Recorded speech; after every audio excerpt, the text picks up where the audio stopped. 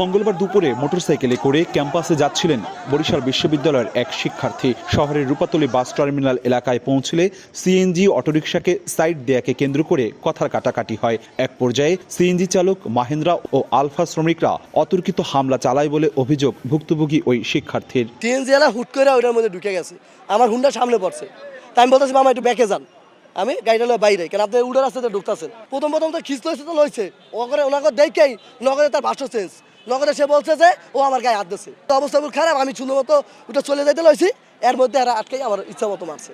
সহপাঠীর উপর হামলার খবর ছড়িয়ে পড়লে ঘটনাস্থলে যায় বিশ্ববিদ্যালয়ের অনেক শিক্ষার্থী। পরে দুই হামলাকারীকে ধরে পুলিশে সোপর্দ করে। 2-3 বার পাল্টাপাল্টি মারছে এবং তারা ওইখানে লিডাররাও ছিল, তাদের যে শ্রমিক লিডার ছিল লিডাররাও ছিল, তারা কিছু বলে না। এদিকে ঘটনার দৃষ্টান্তমূলক বিচার না হওয়ায় এমন ঘটনা বারবার ঘটছে বলে ক্ষোভ বিশ্ববিদ্যালয়ের প্রক্টরের।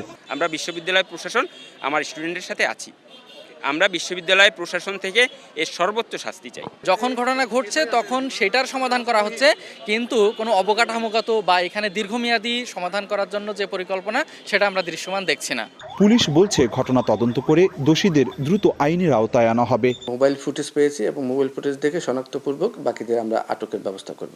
গত 2 মাসে বিশ্ববিদ্যালয়ের শিক্ষার্থী ছাড়াও যাত্রীদের সাথে শ্রমিকদের অন্তত 6টি বিশৃঙ্খলা ঘটেছে। অপূর্ব অপু, সময় সংবাদ, বরিশাল।